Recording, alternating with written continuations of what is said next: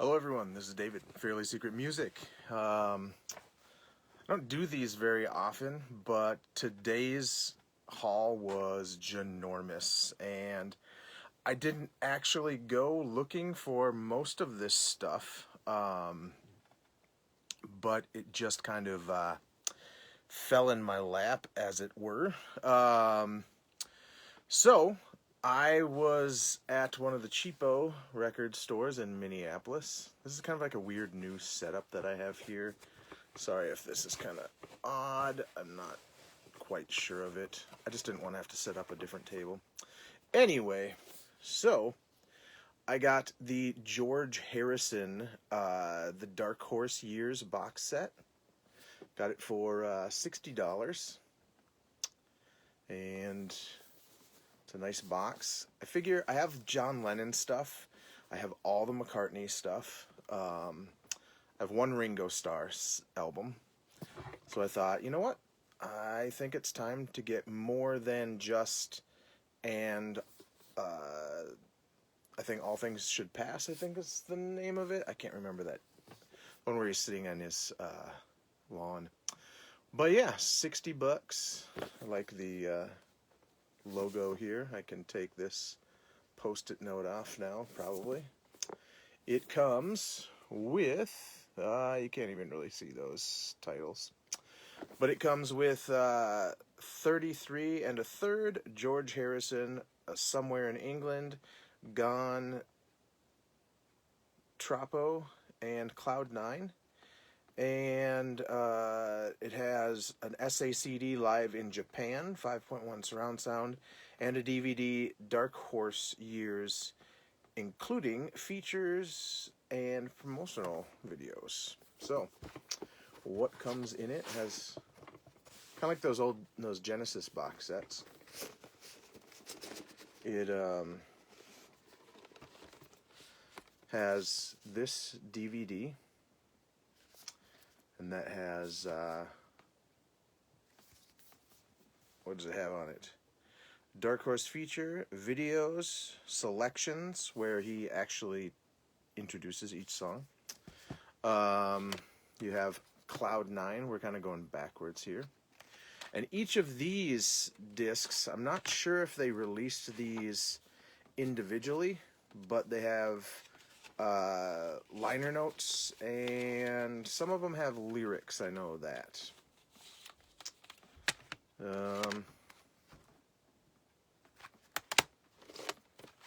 Let's see. I think he talks about each album, or sorry, each song, maybe not on every one. I haven't looked at this extensively yet. Lyrics on that one.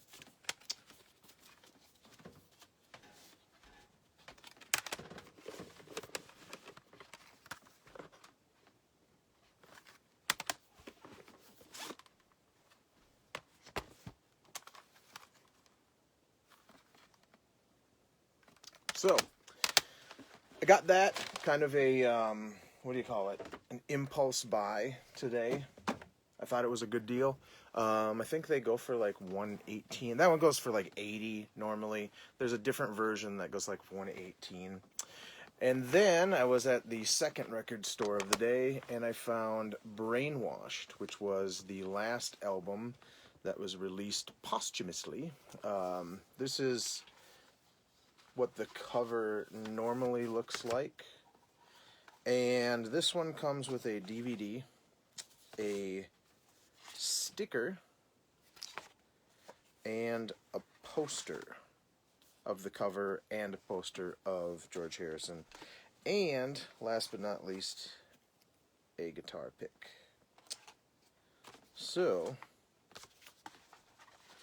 I'm going to be delving into a little bit of George Harrison. So then I went to yet a third record store, and I was just about to leave. I had a bunch of stuff. Actually, let's kind of do this in the order that I found them in. Somewhat order that I found them in. So,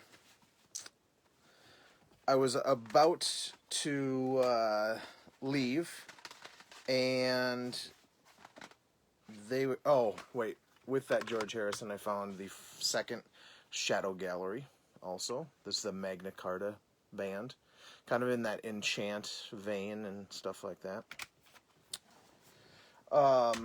So, I was about to leave. I had found Brand X Livestock. And if you don't know who Brand X is, this band had, I should probably put it up to there. This band had Phil Collins in it. And a guy named, what's his name? Something Percy. Percy Jones, who plays a mean fretless bass. So, Brand X I was already getting. Devo Hardcore. My lighting kind of sucks tonight. Sorry about that. This is demos from... There we go. This is demos from 74 to 77. And they also released this as a 2-disc set together with Volume 2, but I thought, you know, for $6, I'll give it a try. I wasn't originally going to get this, but this is an album that I had before. It is Thrack Attack. It's all the sections of improv that King Crimson did on the 94-96 tour for the Thrack album, and it's quite harsh at times. It's you know, it's all improv, so not focused and stuff like that. By the way, you got to keep on trucking. Adrian Belew, Coming Attractions, which is a bunch of kind of a mixed bag of stuff. I think it was kind of like a sampler of things that he was working on or going to be releasing. He also did 3 albums called Side 1, 2, 3. No, actually he did 4 of them, I believe. I'm not sure. That one's hard to see. King Crimson, Happy to Be Happy with What You're Happy with. No, Happy with What You Have to Be Happy With is the name of it. This was an EP that they did before The Power to Believe came out. And, you know what? If I just move over here a little, we might be able to avoid that stupid light. Who knows? Probably not. Let's go over here. God damn it. Anyway. Well, we'll just go like that. There we go. And this one was an EP. It had 2 or 3 songs from the next album, but it had a couple differences with the studio versions versus the finished versions, and there's a live version of Lark's Tongue 4 on it. Les Claypool's Duo de Twang, which I didn't really need. I don't know how much I'll listen to it, but I figured, you know what? I have everything else Les Claypool, so I might as well get this. This is the first time I had seen it used, so...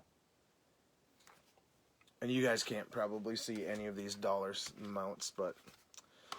I also realized the other day that I did not have Suck on This by Primus. I used to have it on cassette, and I have no idea why I never bought it. I think maybe I thought I had it, but what a great, like, first release, because this actually came out before Frizzle Fry, and it does have 1 or 2... songs that were unreleased for a while. It had Pressman and Jellicate, and Jellicate is actually still, I don't think they've done a studio version of, but I remember this picture vividly from 1991 time. That's when this came out, right? 1990, yeah. I just remember you know, I always thought that was a pretty fun, cool picture.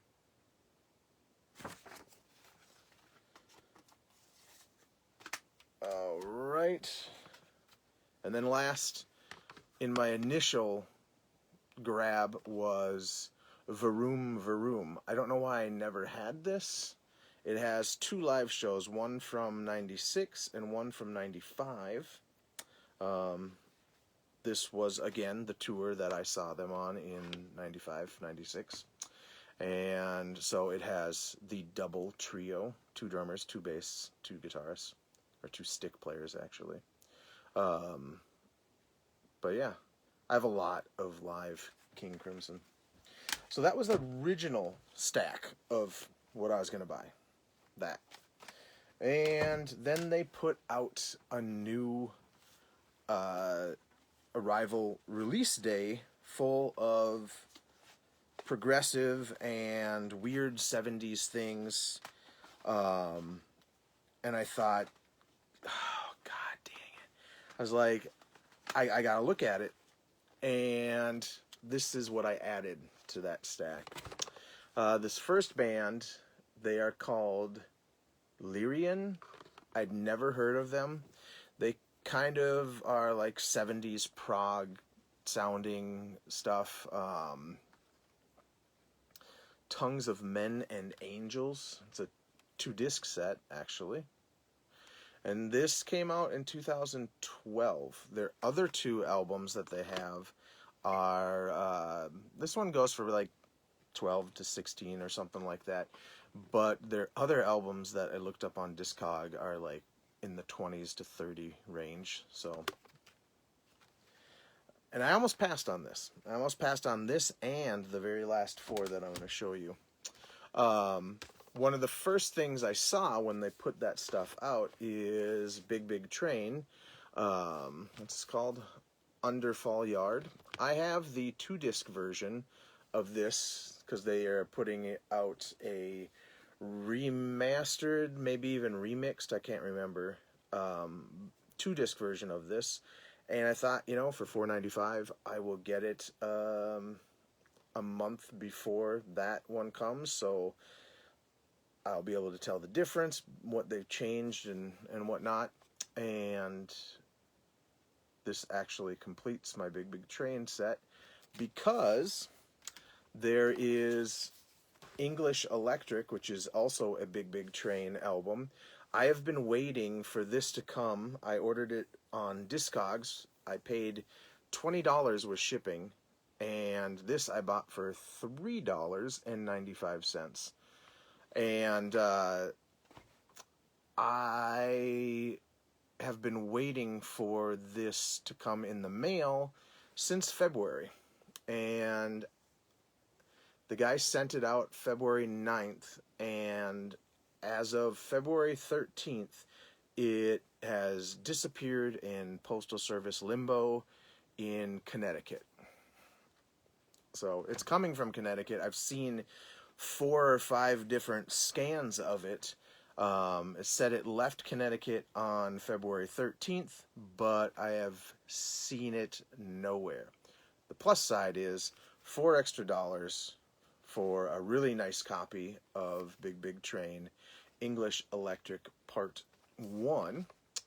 And if I want to sell the second copy I have, I could probably make at least $15 or $20 off of one of these. So, and then the last Big Big Train I got, this is called Grimm's Pound.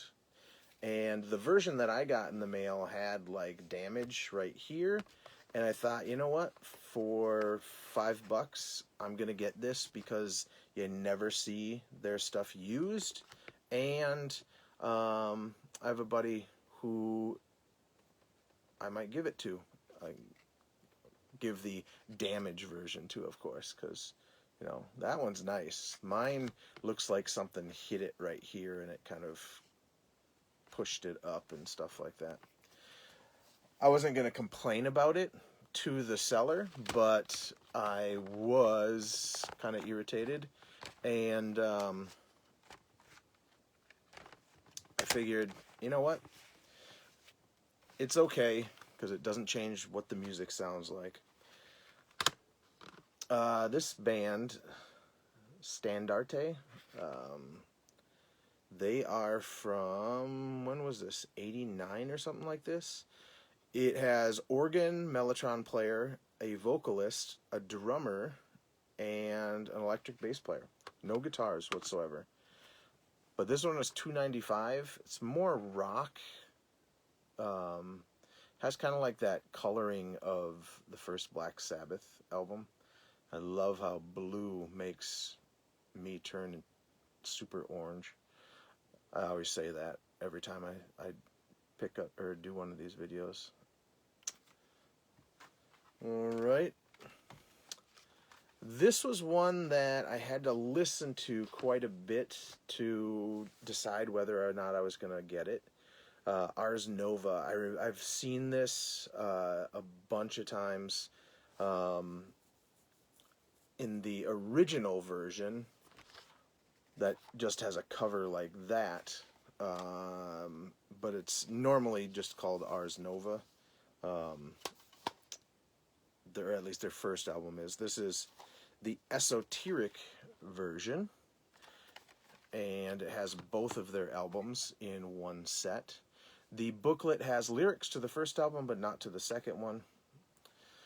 So I got all of that. I brought it up to the counter, and I'm like, I just need to go check something else out. And I went to see if they had Devo Hardcore Volume 2. They did not, but they did have Duty Now for the Future, which I thought was out of print, and they had a new copy of it. So I was very happy that I was able to get this, because now the only 2 Devo studio albums I need is Shout and that newest one with the girl with the blue version of the hat. So, and last but not least, the one band that I was not going to get at first, but decided, you know what, heck yeah, I'm going to get it, because these are all the esoteric recording versions. Straubs, Heartbreak Hill, which is their kind of 92 or 95 version. And if you don't know who the Straubs are, they're kind of like a British kind of pop, rock, proggy, whatever kind of band. Rick Wakeman was in them before he joined Yes. And then I got Straubs Deep Cuts, which I believe is 76. I'm waiting for, I'm not doing these in chronological order, because I would have shown you this one, because this is the swanky box set of Straubs Deadline. Comes with a poster, of course. Esoteric doesn't realize that we're all adults and we don't need posters of. And then each CD comes in a little, what do you call it? One of those kind of things. And it is a 2-disc set. Let me see here. No, a 3-disc set. So you have the normal album and then bonus tracks. And then this is all of them on BBC Radio 1 from 78. And then DVD 3 is the BBC TV Sights and Sounds concert. I believe that is in 5.1. And then you have all the lyrics and a couple pages of liner notes. So, yeah. I'm actually quite pleased that I changed my mind and decided to get these, because I've been listening to it quite a lot, and Well, not that one, but this one. Look at that. I love that cover. Oh, that's great. It's so creepy. And all four of these are esoteric reissues. So lots of remastered and bonus tracks. So that was my huge, ginormous buy today. And let me know if you dig any of those bands or have heard any of the weird ones that I got, especially like this one, or Ars Nova, or Lyria. Yeah, it was a good day. I spent probably way too much. Because yesterday I bought the 3 Anthrax 2 to 3 disc sets used. I found 2 of them for $17.95 used, and that's like $5 off of like a regular priced one. But then I found one of them for $9.95, so I figured that kind of evens it out a little bit, because you shouldn't have to pay 80% of the price of a new one when you buy a used one. That's kind of stupid. And then I bought Richie Kotzen's Motherhead something. I can't remember what it's called. Motherhead's Family Reunion. That thing sounds awesome. And then I bought the Lion reissue on Rock Candy, and that thing is brick-walled to shit. It basically looks like no dynamic range is available at all on that thing.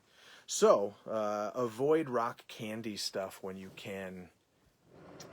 Alrighty, you have a good night.